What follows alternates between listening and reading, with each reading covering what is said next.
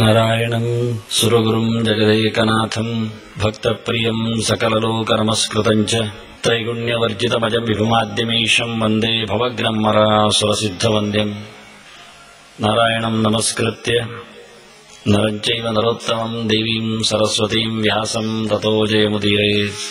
ಧರ್ಮಕ್ಷೇತ್ರೇ ಕುರುಕ್ಷೇತ್ರೇ ಸಮವೇತಾಯುತ್ಸವಃ ಮಾಮಕಾಃ ಪಾಂಡವಾಶ್ಚೈವ ಕಿಮಕುರ್ವತ ಸಂಜಯ.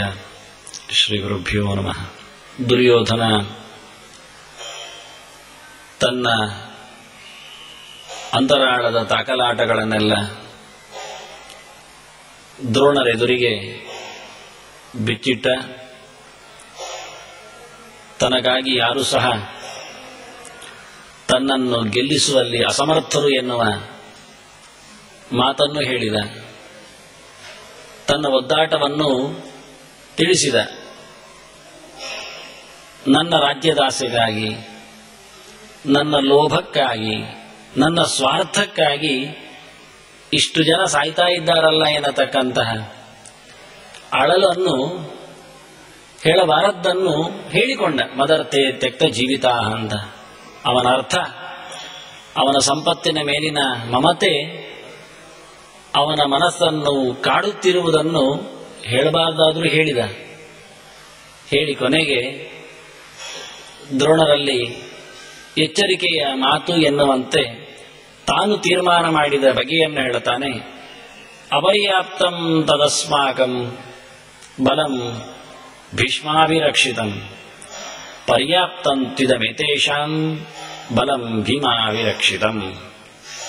ಬಹಳ ಸುಂದರವಾದ ಸಾಹಿತ್ಯಿಕವಾದಂತಹ ಮಾತು. ವ್ಯಾಸರ ನಡೆ, ಗೀತೆಯ ನುಡಿ ಬಹಳ ಸುಂದರವಾಗಿ ಈ ಶ್ಲೋಕವನ್ನು ನಮ್ಮೆದುರಿಟ್ಟಿದೆ. ಒಂದು ಕಡೆಯಲ್ಲಿ ಭೀಷ್ಮಾಭಿರಕ್ಷಿತಂ, ಪ್ರಾಸಕ್ಕನುಗುಣವಾಗಿ ಮತ್ತೊಂದು ಕಡೆಯಲ್ಲಿ ಭೀಮಾಭಿರಕ್ಷಿತಂ, ಒಂದು ಕಡೆಯಲ್ಲಿ ಅಪರ್ಯಾಪ್ತಂ, ಇನ್ನೊಂದು ಕಡೆಯಲ್ಲಿ ಪರ್ಯಾಪ್ತಂ. ಹೀಗೆಲ್ಲ ಹೇಳುವಾಗ ಶ್ಲೋಕ ಮಾಡಬೇಕು ಅಂತ ಹೊರಟವರಿಗೂ ಬರಲಿಕ್ಕೆ ಆಗದ ನಡೆ ಇದು. ಅದಿರಲಿ ಒತ್ತಟ್ಟಿಗೆ ಆಲಂಕಾರಿಕ ಪ್ರಜ್ಞೆ. ಅದಕ್ಕೂ ಜಾಸ್ತಿ ಆದದ್ದು ದುರ್ಯೋಧನನ ಅಹಂಕಾರಿಕ ಪ್ರಜ್ಞೆ. ಹೇಳ್ತಾ ಇದ್ದಾನೆ, ಅಪರ್ಯಾಪ್ತಂ ಸಾಲದು ಅಂದ. ಅವರ ನೇರ ನುಡಿಯುವುದು. ಆಗುವುದಿಲ್ಲ ಅಂತಾನೆ. ಅಪರ್ಯಾಪ್ತಂ ತದಸ್ಮಾಕಂ ಬಲಂ, ನಮ್ಮ ಸೈನ್ಯ ಏನು ಅಲ್ಲ ಅಂದ. ಆಗುವುದಿಲ್ಲ ಅಂದ. ನನಗೆ ಜಯವನ್ನು ತಂದುಕೊಡುವಲ್ಲಿ ಇದು ತೀರಾ ಅಸಮರ್ಥ ಅಂತಾನೆ. ಇದಕ್ಕೇನು ಗೊತ್ತಿಲ್ಲ ಅಂತಾನೆ. ನಾವು ಸನ್ನದ್ಧರಾದದ್ದು, ತಯಾರು ಮಾಡಿದ್ದು ಬಹಳ ಅಲ್ಪ ಅಂತಾನೆ. ಅಪರ್ಯಾಪ್ತಂ, ಇದು ಸರಿ ಇಲ್ಲ. ಆಪ್ತ ಅಂದ್ರೆ ಸಮಾಪ್ತಿ ಅಂತ ನಮಗೆ ಗೊತ್ತು. ಆಪ್ತಿ ಅಂದ್ರೆ ಹೊಂದುವುದು ಅಂತ ಅರ್ಥ. ಸಮಾಪ್ತಿ ಅಂದ್ರೆ ಪೂರ್ವ ಮುಗಿಸುವುದು ಅಂತ ಅರ್ಥ. ಪರ್ಯಾಪ್ತ ಅಂದ್ರೆ ಎಲ್ಲ ಕಡೆಯಿಂದಲೂ ಬರುವುದು ಅಂತ ಅರ್ಥ.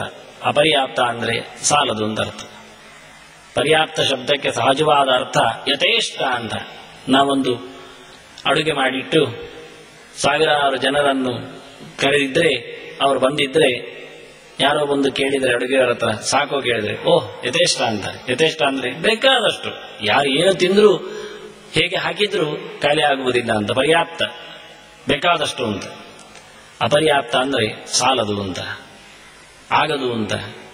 ತನ್ನಿಂದ ತನ್ನ ಸೈನ್ಯ ನೋಡ್ಲಿಕ್ಕೆ ಹೋದ್ರೆ ಎಂಥದ್ದು ಮಾಡಿಕೊಡುವುದಿಲ್ಲ ಅಂತ. ಅಪರ್ಯಾಪ್ತಂ ತತ್ ಅಸ್ಮಾಕಂ ಬಲಂ, ನಮ್ಮ ಬಲ ಸೈನ್ಯ ಅಂತ ಹೇಳಲಿಲ್ಲ, ನಮ್ಮ ಬಲ ಅಂದ. ನಮ್ಮಲ್ಲಿ ಜನಬಲ ಇರಬಹುದು, ತಲೆಬಲ ಇರಬಹುದು ಲೆಕ್ಕ ಮಾಡಿದ್ರೆ. ಅಲ್ಲ, ಇವತ್ತು ಗೆದ್ಲಿಕ್ಕೆ ಅದೇ ಬೇಕು. ಅದ್ರ ಒಳಗಿದ್ದು ಏನು ಬೇಡ.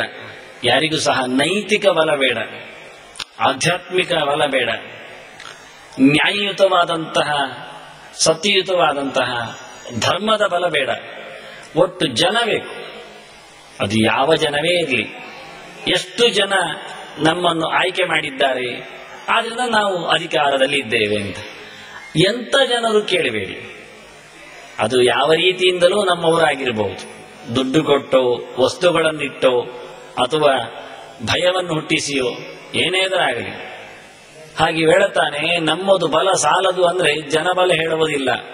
ಕೌರವನಿಗೆ ಅದು ಗೊತ್ತು, ಜನಬಲದಿಂದ ಏನು ಆಗೋದಿಲ್ಲ ಅಂತ.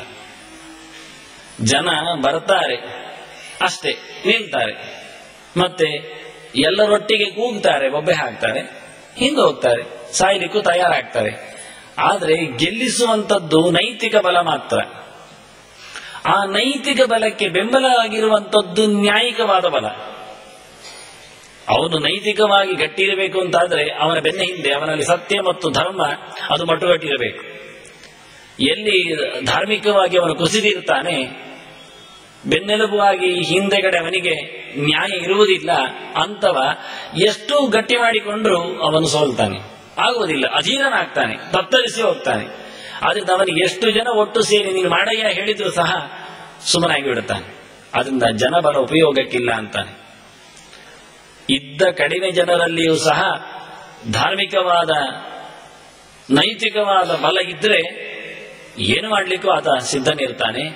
ಇದನ್ನು ಗುರುತಿಸಿಕೊಂಡು ಕೌರವ ಹೇಳುತ್ತಾನೆ ನಮ್ಮ ಬಲ ಅಂತಾನೆ. ನಮ್ಮ ಬಲ ಅಂದಾಗ ಸೈನ್ಯವನ್ನು ಮಾತ್ರ ಇಟ್ಟುಕೊಳ್ಳದೆ ತಮ್ಮೆಲ್ಲರ ಒಳಗಿನ ಅಂತಃಸತ್ವ ಅದು ಬಲ. ತದಸ್ಮಾಕಂ ಬಲಂ ಅಪರ್ಯಾಪ್ತಂ ಅಂದ. ನಮ್ಮದು ಈ ರೀತಿಯಾದ ಸಂಘಟನೆಯ ಬಲ, ಅದು ಒಳಗಿಂದ ಹೊರಗಿಂದ ಏನು ಇಲ್ಲ ಅಂತಾನೆ. ನೋಡಿಕೊಳ್ಳಿಕ್ಕಿದ್ದಾನೆ ನಮ್ಮ ಬಲದ ರೂವಾರಿ, ಅವನು ಸೇನಾಪೈಗ, ಅವನು ಭೀಷ್ಮ. ಅದರಿಂದ ಬಲಂ ಭೀಷ್ಮಾಭಿರಕ್ಷಿತಂ ಹೇಳ್ತಾನೆ. ಭೀಷ್ಮರ ಕಣಗಾಪಿನಲ್ಲಿ ಇದ್ದಿರುವ ನಮ್ಮ ಸೈನ್ಯ ಅಂತ. ಆದರೆ ಎಷ್ಟು ಜನ ಭೀಷ್ಮ ಹೇಳಿದ್ದನ್ನು ಕೇಳುತ್ತಾರೆ, ಎಷ್ಟು ಜನರಿಗೆ ಭೀಷ್ಮ ಇಷ್ಟ ಆಗಿದ್ದಾನೆ, ಭೀಷ್ಮ ಯಾವ ರೀತಿಯಿಂದ ಎಲ್ಲರನ್ನು ತನ್ನ ಹತ್ತಿರದಲ್ಲಿ ಎಳೆದುಕೊಂಡಿದ್ದಾನೆ ಎನ್ನುವುದು ಕೌರವನಿಗೆ ಚೆನ್ನಾಗಿ ಗೊತ್ತಿದೆ. ಹಸಿ ಹಸಿಯಾಗಿ ಈಗಾಗಲೇ ಗಟ್ಟಿಮುಟ್ಟಿನ ಆಳನ್ನು ಕರ್ಣನನ್ನು ಕಳ್ಕೊಂಡಿದ್ದಾನೆ ಭೀಷ್ಮ. ಅಷ್ಟೇ ಅಲ್ಲದೆ ಇಳಿ ವಯಸ್ಸಿನ ಅಂಚಿನಲ್ಲಿದ್ದಾನೆ ಮುದುಕ. ಮಾತ್ರ ಅಲ್ಲದೆ ಇವರ ಬಲವಾದರೂ ನಮಗುಂಟು ಕೇಳಿದರೆ ಅವರದ್ದು ಪೂರ್ತಿ ಮಾನಸಿಕವಾದಂತಹ ಅನುಗ್ರಹದ ಬಲ ಇರುವುದು ಪಾಂಡವರಿಗೆ. ಇನ್ನೇನು ಕೊಡುತ್ತಾನೆ ನಮಗೆ ಭೀಷ್ಮ? ಭೀಷ್ಮನೇ ಪಾಂಡವರಿಗೆ ಜಯ ಆಗಲಿ ಅಂತ ಹೇಳಿಕೊಂಡ್ರೆ ಅವನ ಬೆನ್ನ ಹಿಂದೆ ನಿಂತಿರತಕ್ಕಂತಹ ಸೈನ್ಯ ಪಡೆ ಅದು ಪಾಂಡವರಿಗೆ ಒಳ್ಳೆಯದಾಗಲಿ ಅಂತ ಹೇಳುತ್ತೆ ತಾನೆ. ಎಲ್ಲಿ ಭೀಷ್ಮ ಹೇಳಿದ ಹಾಗೆ ಹೊಡೆಯಿರಿ ಅಂತ ಹೊಡಿತದೆ. ಆದ್ರಿಂದಲೇ ಕೌರವ ಯೋಚನೆ ಮಾಡಿದ್ದ, ಇವರು ಆಯುಧ ಎತ್ತಲಿಕ್ಕೆ ಸಮರ್ಥರು, ಗೊತ್ತಿಲ್ಲ ಅಂತಲ್ಲ, ಯುದ್ಧ ವಿದ್ಯೆ ಚೆನ್ನಾಗಿ ಗೊತ್ತಿದೆ, ಆದರೆ ಯಾರಿಗೆ ಹೊಡಿತಾರೆ ಅಂತ ಕೇಳ್ತಾನವ. ಭೀಷ್ಮನಾದರೂ ಯಾರಿಗೆ ಹೊಡಿ ಅಂತ ಹೇಳುತ್ತಾನೆ, ನಮ್ಮ ಸೈನಿಕರಾದರೂ ಯಾರಿಗೆ ಹೊಡಿತಾರೆ? ಎದುರು ನಿಂತ ಪಾಂಡವರ ತೇಜಸ್ಸಿಗೆ ಮರುಳಾಗಿ ಆಯುಧ ಎತ್ತಿ ಹಿಡಿತಾರಷ್ಟೇ, ಆಟ ನೋಡುತ್ತಾರೆ. ನಡೆದದ್ದೇ ಹಾಗೆ. ಭೀಮಸೇನ ದಾಪುಗಾಲ ಹಾಕಿ ರಣಾಂಗಣದ ಮಧ್ಯೆಯಲ್ಲಿ ದುಶ್ಯಾಸನನ್ನು ಹಿಡಿದು ಬಿಟ್ಟ, ಉರುಳಿಸಿದ, ಎದೆಯ ಮೇಲೆ ನಿಂತ, ಕತ್ತಿ ಕೈಯಲ್ಲಿ ಹಿಡ್ಕೊಂಡ, ಸುತ್ತುವರಿದು ಹೇಳಿದ, ಯಾರಾದ್ರೂ ಬಿಡಿಸ್ಲಿಕ್ಕೆ ಬರ್ತೀರಾದ್ರೆ ಬನ್ನಿ ಅಂದ. ನೆತ್ತರ ಕೋಡಿ ಹರಿದಿದೆ, ಕತ್ತಿ ಎದೆಗೆ ಘಾಸಿ ಮಾಡಿದ್ದಾನೆ, ಹೊಡೆದಿದ್ದಾನೆ, ನೆತ್ತರು ಚಿಮುತ್ತಾ ಇದೆ. ಒಬ್ಬನು ಹತ್ತಿರ ಬರಲಿಲ್ಲ. ಕರ್ಣನು ಕಣ್ಣು ಆಯುಧಗಳನ್ನು ಬಿಸಾಡುತ್ತಾನೆ, ಕೈ ತೋರಿಸ್ತಾ ಇದ್ದಾನೆ ರಕ್ಷಣೆಗೆ ಓಡಿ ಅಂತ ಹೇಳಿ. ಯಾರು ಬರುವುದಿಲ್ಲ. ಇಷ್ಟೇ ಗೊತ್ತಿದೆ ಇವರಿಗೆ. ಆದ್ರಿಂದ ನಮ್ಮ ಭೀಷ್ಮ ರಕ್ಷಿತವಾದ ಬಲ ಏನು ಮಾಡತ್ತೆ? ಆಯುಧ ಎತ್ತಿಡುತ್ತದೆ. ಎದುರು ನೋಡಿದ ಧೈರ್ಯ ಸ್ಥೈರ್ಯ ಸಂಪನ್ನರಾದ ಪಾಂಡವ ಜನರನ್ನು ನೋಡಿ ಮೂಕ ವಿಸ್ಮಿತವಾಗಿ ಬಿಡುತ್ತದೆ. ಹೋರಾಡುವ ಸಾಮರ್ಥ್ಯವನ್ನೇ ಕಳ್ಕೊಳ್ಳುತ್ತದೆ. ಒಳಗಿಂದ ಸಾಮರ್ಥ್ಯ ಇತ್ತೋ ಹೊರಗೆ ಸಾಮರ್ಥ್ಯ ಅಭಿವ್ಯಕ್ತ ಆಗ್ತದೆ.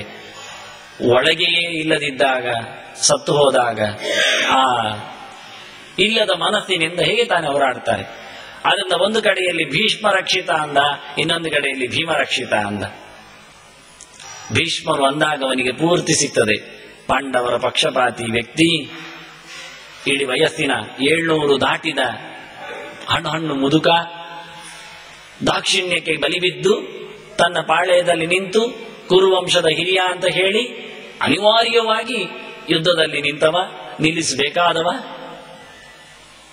ಇಷ್ಟನ್ನೆಲ್ಲ ಯೋಚನೆ ಮಾಡಿಕೊಂಡ್ರೆ ಒಂದು ಕಾಲದಲ್ಲಿ ಕೃಷ್ಣನಿಗೆ ಅಗ್ರಪೂಜೆ ಕೊಟ್ಟು ಆ ಕೃಷ್ಣನ ನೇತೃತ್ವದಲ್ಲಿ ನಿಲ್ಲುವ ಪಾಂಡವರಿಗೆ ಇವತ್ತು ಕೊನೆಯ ಪೂಜೆ ಮಾಡುವುದಾ? ಅವನ ಮನಸ್ಸು ಕೇಳತ್ತ?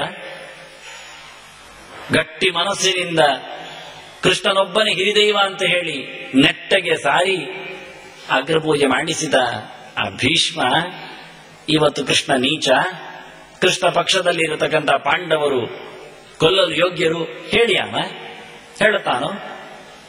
ಆವತ್ತು ಯೋಚನೆ ಮಾಡಿದ್ದ ಕೌರವ ಒಬ್ಬ ಶಿಶುಪಾಲ ವಿರೋಧಿಸಿ ಕೃಷ್ಣನಿಂದ ಹತನಾಗಿ ಬಿಟ್ಟ. ನಾನು ಒಂದೊಮ್ಮೆ ವಿರೋಧಿಸಿದ್ರೆ, ನನ್ನ ತಮ್ಮಂದಿರಲ್ಲಿ ಸೇರಿಕೊಂಡು ವಿರೋಧಿಸಿದ್ರೆ ಶಿಶುಪಾಲನ ಕಥೆಯು ನನ್ನದಾಗ್ತಿತ್ತು ಅಂತಾನೆ. ಅದನ್ನು ಹೇಳಿಕೊಂಡಿದ್ದಾನೆ ತಾನು ಅಪ್ಪನ ಹತ್ರ. ಅಪ್ಪ, ಯಾರು ವಿರೋಧಿಸಲಿಲ್ಲ.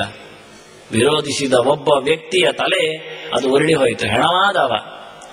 ನನಗಾವತ್ತು ಸಾಮರ್ಥ್ಯ ಇದ್ದಿದ್ರೆ ಕರ್ಣನೊಟ್ಟು ಸೇರಿ ನಾನು ವಿರೋಧಿಸ್ತಿದ್ದೆ ಅಂತಾನೆ, ಆಗಲಿಲ್ಲ ಅಂತಾನೆ. ಇದವನಿಗೆ ನೆನಪಾಗ್ತಾ ಇದೆ, ಇದು ಭೀಷ್ಮ. ಈ ಭೀಷ್ಮನ ಹಿನ್ನೆಲೆಯಲ್ಲಿ ನನ್ನ ಬಲ ಉಂಟು, ಏನ್ ಮಾಡತ್ತೆ?